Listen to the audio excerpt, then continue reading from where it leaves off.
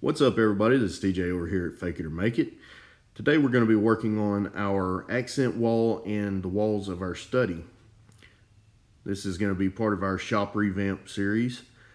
I'm just taking some construction paper and laying it on the ground right here on the floor to try and mitigate some of the mess that's going to happen whenever I start slinging sheetrock mud all over the place.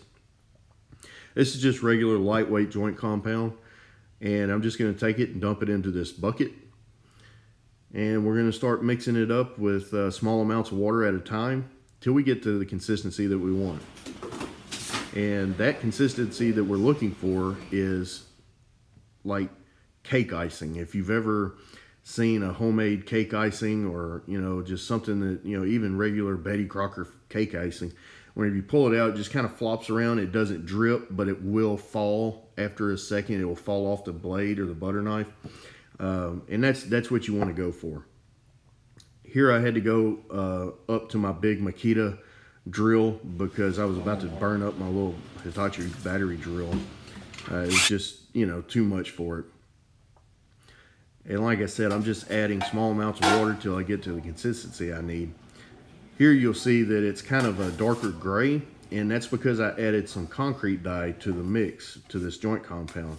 Originally, I thought I was going to do a faux concrete finish for my accent wall, but it turns out that the color that the concrete dye made my joint compound, it was just a little bit too dark and a little bit too warm of a gray. So ultimately, I just had to go in and do all my sheetrock texturing that I wanted to do on the 3 walls. And then I had to come back and kills over it so that I could do my glaze, my latex glaze. I'm just using a random technique. I'm just smearing it all over the walls in a random fashion with a trowel. And I make about 3 passes over, layering my techniques and my textures over each other. And I did let this dry overnight to make sure that the color was going to be something that I really didn't like, because it did dry a lot different in a different color than what it was when I was putting it on. And you want to make sure that you want to prime over the top of raw sheetrock mud or joint compound, because it's just gonna, if you just use paint, it's fine that you can just use paint, but it's that raw joint compound is just going to soak it up. So you might as well use a primer or a cheap paint close to the color of what you're going to put over the top of it. And because that joint compound is just going to drink up all that first couple of coats of paint.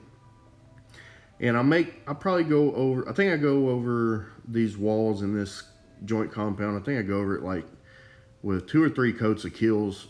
I had some Zinsser and I had some Kills, so that's just what I had around the shop. And I'm just rolling it out. And you can see even on the back wall back there behind me that I had already Killsed over it, and you can already see where the roller marks. That's how fast that joint compound soaks up that paint. And so you want to make sure that you get it good and sealed up before you go over it with your glaze, especially, so that you have a good foundation to do your faux texture.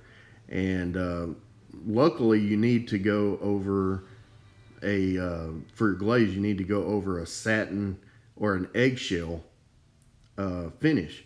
Because if you go over matte, it'll dry too fast and it'll soak up too much of the glaze. And if you go over gloss, it'll just smear around and it won't sit in one spot. So eggshell and satin is about where you need to be to glaze over the top of it, so that it just either doesn't move around too much or it doesn't move around enough. Like I said, this has been a bigger project than I thought it was going to be, but that's usually how it goes. I really had high ambitions that this wasn't going to take that long, and it ended up going over into 2 weekends in a row. And it wasn't a bad process. It's just time consuming, because especially with the glaze, you have to let the glaze sit for a while. It takes a while to dry, because that's how glaze works. Is it stays wet longer so that you can move it around or blot it or rag it off or dry brush it. It stays wet for that reason, so that you can move it around. And you can see up there in the top where there was some darker spots in the joint compound. That was some of the areas that I was trying out the faux concrete finish. I just really didn't like the way it was going. So, and anytime you're going to do something experimental, either do it on a scrap piece of sheetrock or a poster board and just try it out, or do it in an inconspicuous area, someplace that you can cover it up easily. Eventually, I'm going to go into the corners right here where I'm painting at, and I'm going to put another piece of trim in that corner, just to kind of fill that gap up, because I didn't tape and float the back corners back there. So I'll just put some trim in there and kind of picture frame that back wall, being that that's going to be my accent wall anyway. Here I'm going, I think this is either my second or my third coat of kills over the back wall that will be my accent wall.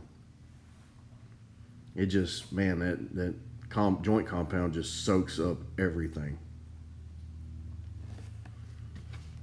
And eventually, like, the whole idea is that I have this huge old National Geographic world map that's going to go over this center area on this wall. Right here you can see that I'm beginning my glazing process on the accent wall. A good tip is to make sure that you mix enough glaze to do the entire area that you're wanting to do. You don't want to mix a bunch of small amounts of glaze, because if your mixture is off, your paint to glaze mixture is off, then you'll have some darker areas and some lighter areas. As you can see right there in the back on the wall after I've glazed it, there's a dark line and a dark splotch going down the middle of the wall.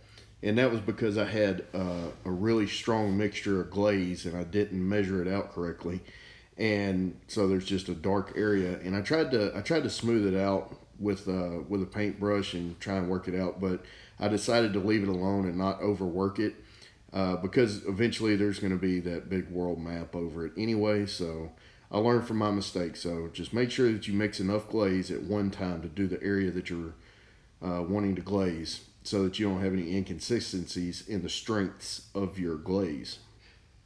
But that's it for this one, guys. I hope you enjoyed the video, and maybe you even learned something.